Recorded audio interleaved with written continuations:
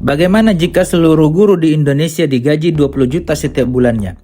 Bagi sebagian orang, ide itu mungkin terdengar mustahil. Bahkan mungkin ada yang langsung berkata, dari mana uangnya? Atau ada juga yang beranggapan bahwa menaikkan gaji guru hanya akan membebani anggaran negara.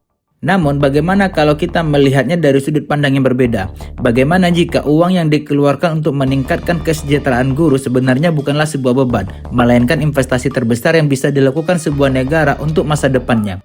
Kalau kita melihat negara-negara yang dikenal memiliki sistem pendidikan terbaik di dunia, seperti Finlandia, Singapura, Korea Selatan, hingga Jepang, ada satu kesamaan yang cukup menarik. Mereka bukan hanya membangun sekolah yang bagus, mereka juga memberikan penghargaan yang tinggi kepada profesi guru. Bagi negara-negara tersebut, guru bukan sekedar pekerjaan. Guru adalah profesi strategis yang menentukan kualitas generasi berikutnya. Lalu muncul pertanyaan yang menarik, apakah gaji guru yang tinggi benar-benar bisa menghasilkan pendidikan yang lebih baik? Atau sebenarnya ada faktor lain yang jauh lebih penting? Di episode kali ini kita akan membahas mengapa banyak negara maju berani menginvestasikan anggaran yang besar untuk para guru. Bagaimana kondisi guru di Indonesia saat ini? Dan apakah meningkatkan kesejahteraan guru benar-benar bisa menjadi salah satu kunci agar Indonesia mampu melahirkan sumber daya manusia yang unggul?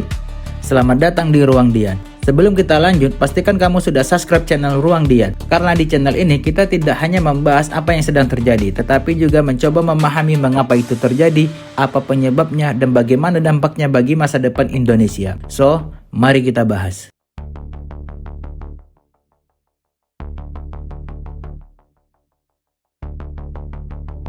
Kalau saya bertanya kepada kalian, siapa orang yang paling berjasa dalam membentuk masa depan sebuah negara? Sebagian mungkin akan menjawab presiden, ada yang menjawab menteri, ada juga yang menjawab pengusaha, ilmuwan, atau tokoh-tokoh besar lainnya. Semua jawaban itu memang penting, tapi ada satu profesi yang seringkali terlupakan, yaitu guru. Coba kita pikirkan sejenak, seorang dokter yang menyelamatkan nyawa pasien pernah menjadi murid seorang guru. Seorang insinyur yang membangun jembatan dan gedung pencakar langit juga pernah belajar dari seorang guru. Seorang hakim yang menegakkan keadilan, seorang tentara yang menjaga kedaulatan negara, seorang presiden yang memimpin sebuah bangsa, seorang pengusaha yang menciptakan lapangan pekerjaan, bahkan seorang ilmuwan yang menemukan teknologi baru, semuanya memiliki satu kesamaan. Mereka semua pernah diajar oleh seorang guru. Artinya, hampir setiap profesi yang menopang sebuah negara lahir dari ruang kelas. Dan di dalam ruang kelas itu ada seorang guru yang membentuk cara berpikir, karakter, pengetahuan, dan keterampilan generasi berikutnya. Karena itulah, guru sebenarnya bukan hanya mengajar mata pelajaran. Guru sedang membentuk kualitas sumber daya manusia sebuah bangsa. Semakin baik kualitas pendidikan yang diterima seorang anak sejak usia dini, semakin besar peluangnya untuk tumbuh menjadi pribadi yang produktif, kreatif, dan mampu berkontribusi bagi masyarakat. Sebaliknya, jika kualitas pendidikan rendah, maka dampaknya tidak hanya dirasakan oleh individu tersebut, tetapi juga oleh perekonomian sebuah negara. Produktivitas tenaga kerja menjadi rendah, kemampuan berinovasi melemah, dan pada akhirnya daya saing negara pun ikut tertinggal. Inilah alasan mengapa banyak ekonom menyebut pendidikan sebagai investasi jangka panjang yang paling menguntungkan. Karena hasilnya mungkin tidak terlihat hari ini, tetapi 10 atau 20 tahun kemudian, investasi tersebut akan melahirkan dokter yang lebih baik, insinyur yang lebih hebat, ilmuwan yang lebih inovatif, serta pemimpin-pemimpin yang lebih berkualitas. Kalau kita melihat negara-negara yang kini dikenal sebagai negara maju, hampir semuanya memiliki satu pola yang sama.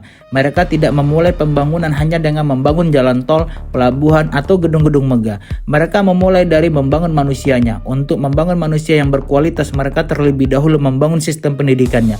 Disitulah peran guru menjadi sangat penting, karena guru bukan hanya mengajarkan pelajaran di sekolah. Guru adalah orang yang setiap hari membentuk generasi yang suatu saat akan menentukan masa depan bangsanya. Kalau ingin membangun negara maju, maka yang pertama kali harus dibangun bukan hanya gedung sekolahnya, bukan hanya kurikulumnya, tetapi juga gurunya. Karena kualitas pendidikan tidak akan pernah melampaui kualitas guru yang mengajarkannya. Lalu, kalau peran guru memang sepenting itu, mengapa negara-negara maju rela menggaji guru dengan sangat tinggi?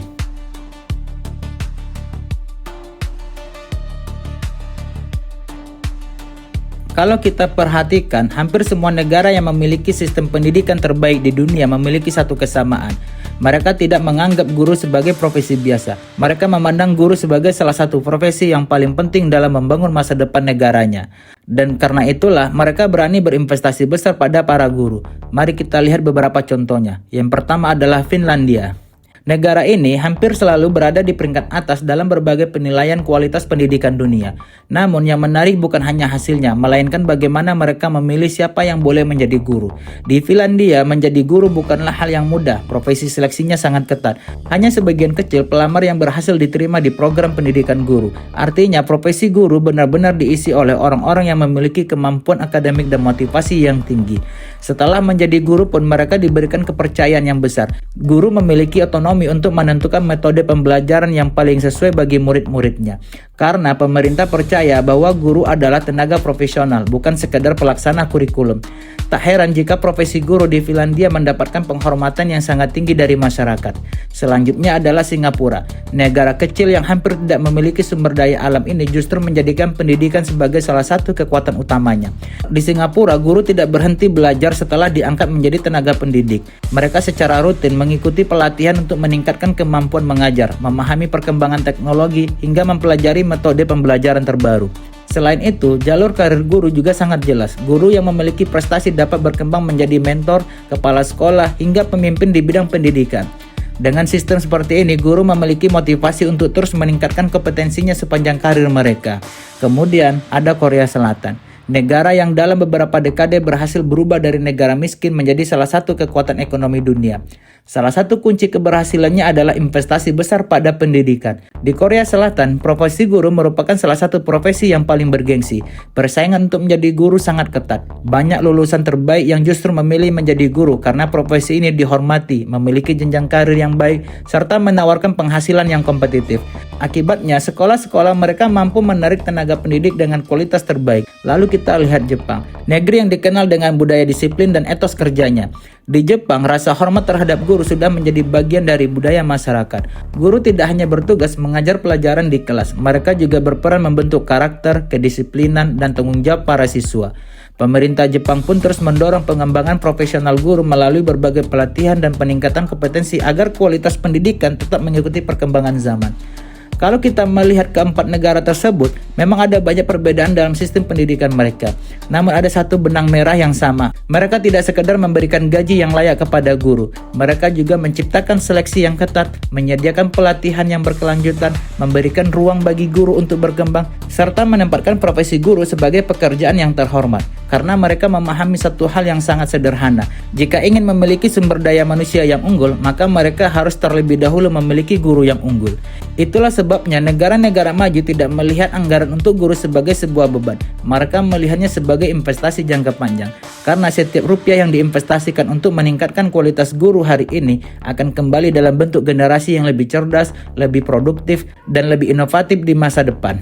Lalu, jika negara-negara maju memiliki cara pandang seperti itu, bagaimana sebenarnya kondisi guru di Indonesia saat ini?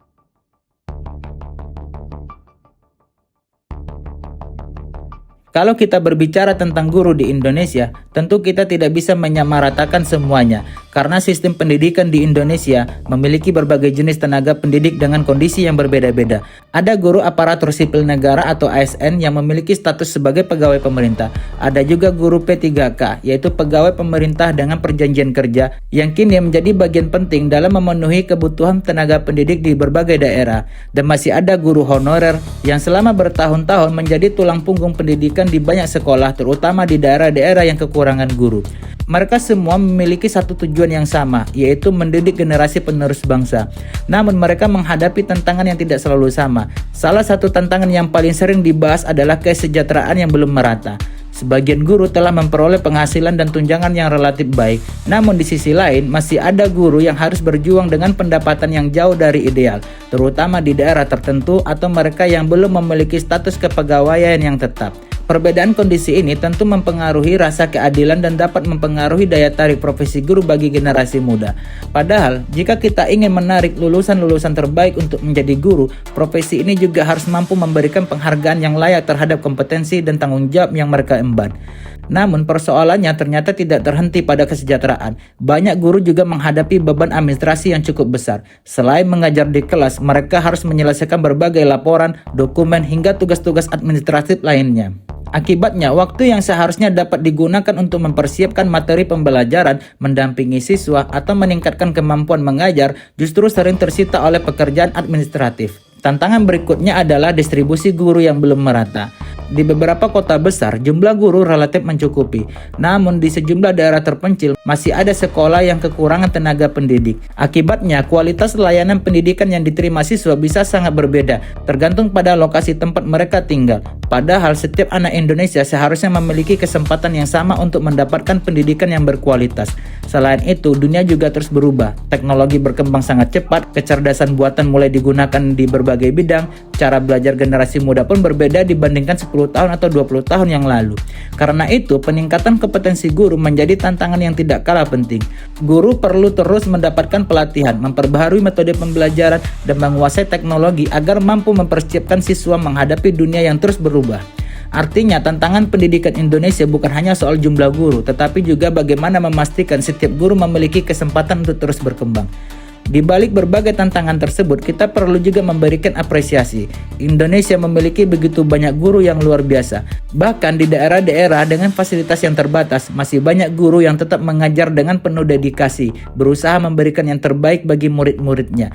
Mereka membuktikan bahwa kualitas seorang guru tidak hanya ditentukan oleh fasilitas yang dimiliki, tetapi juga oleh komitmen dan semangat untuk mendidik. Karena itu, jika kita melihat gambaran secara keseluruhan, persoalan pendidikan Indonesia bukan berarti kekurangan guru yang hebat. Indonesia memiliki banyak guru yang berdedikasi dan berkualitas. Namun, sistem yang mendukung mereka masih menghadapi berbagai tantangan yang perlu terus diperbaiki. Lalu muncul pertanyaan berikutnya. Kalau gaji guru dinaikin secara signifikan, apakah kualitas pendidikan Indonesia otomatis akan menjadi lebih baik?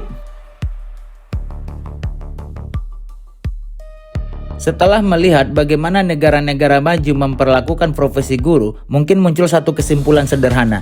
Kalau begitu, solusinya tinggal menaikkan gaji guru. Tetapi, benarkah sesederhana itu?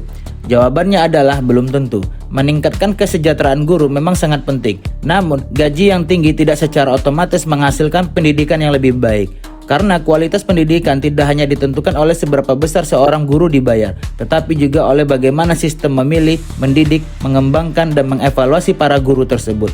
Yang pertama adalah seleksi guru yang ketat. Kalau sebuah negara ingin memiliki guru yang luar biasa, maka proses untuk menjadi guru juga harus luar biasa.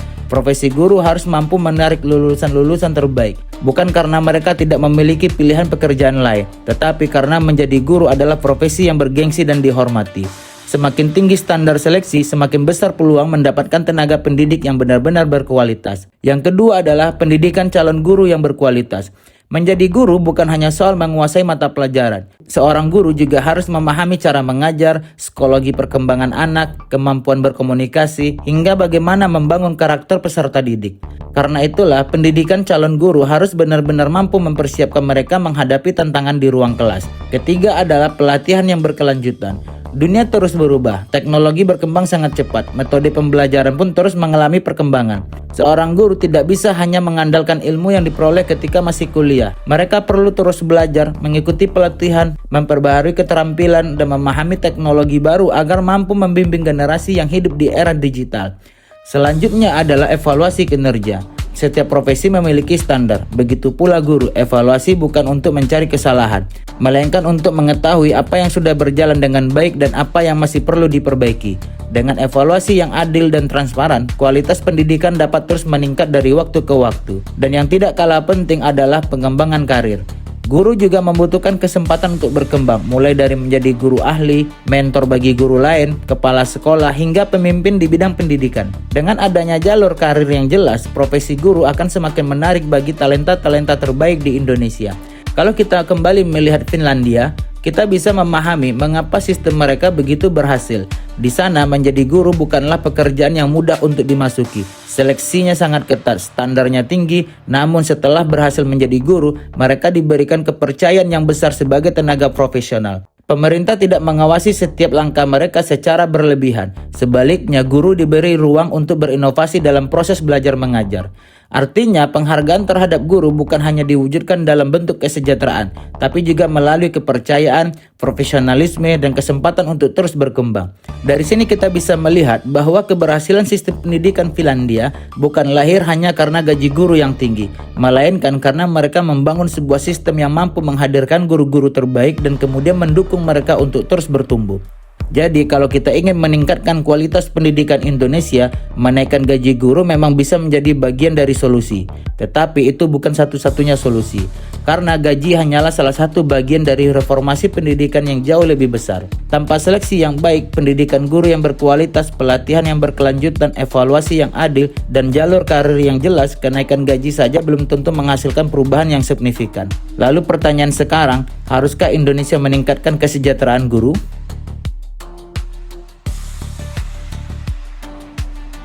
Setelah melihat berbagai fakta yang telah kita bahas, sekarang kita kembali pada pertanyaan awal. Haruskah Indonesia menggaji guru lebih tinggi? Jawabannya bukan sekedar ya atau tidak, karena yang jauh lebih penting adalah bagaimana cara kita melakukannya. Setidaknya ada 3 kemungkinan yang bisa terjadi. Skenario pertama, gaji guru dinaikkan tetapi tanpa reformasi pendidikan. Dalam skenario ini, negara mengalokasikan anggaran yang lebih besar untuk meningkatkan kesejahteraan guru. Tentu ini akan menjadi kabar baik bagi para tenaga pendidik. Namun jika tidak diikuti dengan perbaikan sistem, dampaknya mungkin tidak akan sebesar yang diharapkan. Beban anggaran pendapatan dan belanja negara atau APBN akan meningkat, tetapi kualitas pendidikan belum tentu berubah secara signifikan. Karena proses rekrutmen masih sama, pelatihan belum optimal, evaluasi belum berjalan dengan baik, dan sistem pengembangan karir juga belum berubah. Akibatnya, kenaikan gaji hanya memberikan manfaat pada sisi kesejahteraan, sementara peningkatan kualitas pendidikan berlangsung jauh lebih lambat. Skenario kedua, reformasi pendidikan dilakukan tetapi kesejahteraan guru tidak ikut meningkat. Misalnya, pemerintah memperketat seleksi calon guru, memperbaiki sistem pelatihan, meningkatkan standar kompetensi, namun penghargaan terhadap profesi guru tetap rendah. Dalam kondisi seperti ini, tantangan baru akan muncul. Lulusan-lulusan terbaik mungkin akan lebih memilih profesi lain yang menawarkan penghargaan dan penghasilan yang lebih menarik. Akibatnya, dunia pendidikan akan kesulitan menarik talenta-talenta terbaik. Bahkan bukan tidak mungkin terjadi brain drain, yaitu ketika orang-orang memiliki kemampuan tinggi memilih bekerja di sektor lain karena profesi guru dianggap kurang menjanjikan. Padahal kualitas pendidikan sangat bergantung pada kualitas orang-orang yang memilih menjadi guru. Skenario ketiga, kesejahteraan guru meningkat bersamaan dengan reformasi pendidikan yang menyeluruh. Artinya peningkatan gaji tidak berdiri sendiri, diikuti dengan proses seleksi yang lebih ketat sehingga hanya calon-calon terbaik yang dapat menjadi guru. Pendidikan calon guru diperkuat, pelatihan dilakukan secara berkelanjutan, evaluasi kinerja berjalan secara profesional, dan jalur karir dibuat lebih jelas sehingga guru memiliki kesempatan untuk terus berkembang. Jika semua itu berjalan bersama, maka profesi guru akan menjadi profesi yang bergengsi. Lulusan-lulusan terbaik tidak lagi memandang menjadi guru sebagai pilihan terakhir. Sebaliknya, mereka akan melihat profesi guru sebagai salah satu karir paling terhormat dan paling berdampak bagi masa depan bangsa. Inilah yang banyak dilakukan banyak negara dengan sistem pendidikan terbaik di dunia. Mereka tidak hanya meningkatkan kesejahteraan guru, mereka juga membangun sebuah sistem yang membuat profesi guru mampu menarik, mengembangkan, dan mempertahankan orang-orang terbaik. Kalau kita melihat perjalanan negara-negara maju, ada satu pelajaran yang selalu muncul. Mereka tidak hanya membangun jalan, tidak hanya membangun pelabuhan, tidak hanya membangun gedung-gedung tinggi, mereka juga membangun orang-orang yang akan mengisi gedung-gedung tersebut. Dan semuanya berawal dari pendidikan. Karena itulah mereka menempatkan guru sebagai salah satu profesi yang paling penting dalam pembangunan bangsa. Bukan semata-mata karena guru mengajar di ruang kelas, tetapi karena guru membentuk generasi yang suatu hari nanti akan menjadi dokter, insinyur, ilmuwan, pengusaha, hingga pemimpin negara. Namun dari pembahasan kita hari ini, kita juga belajar bahwa meningkatkan kesejahteraan guru saja belum cukup. Kesejahteraan memang penting, tetapi harus berjalan beriringan dengan proses seleksi yang lebih baik, pendidikan calon guru yang berkualitas, pelatihan yang berkelanjutan, evaluasi yang profesional, serta sistem pendidikan yang terus berkembang mengikuti perubahan zaman. Karena kualitas pendidikan tidak hanya ditentukan oleh besarnya anggaran, tetapi juga oleh kualitas sistem yang membentuk para pendidiknya. Jika Indonesia benar-benar ingin menjadi negara maju, maka investasi terbesar kita seharusnya bukan hanya pada pembangunan infrastruktur atau pemanfaatan sumber daya alam, melainkan juga pada manusia yang akan mendidik generasi berikutnya. Sebab sumber daya alam suatu hari bisa habis, gedung-gedung bisa rusak, teknologi bisa berubah, tetapi investasi pada manusia akan terus menghasilkan manfaat dari satu generasi ke generasi berikutnya. Dan mungkin itulah investasi yang paling berharga yang bisa dilakukan oleh sebuah bangsa. Menurut kalian, apakah meningkatkan gaji guru merupakan langkah yang tepat untuk meningkatkan kualitas pendidikan Indonesia? Atau justru ada faktor lain yang menurut kalian lebih penting? Tulis pendapat kalian di kolom komentar. Kalau kalian menyukai pembahasan seperti ini, jangan lupa subscribe channel Ruang Dian, karena kita akan terus membahas isu-isu politik, ekonomi, pendidikan, dan geopolitik secara objektif, berbasis data, dan mudah dipahami. Saya Dian, pamit undur diri, sampai jumpa di video berikutnya.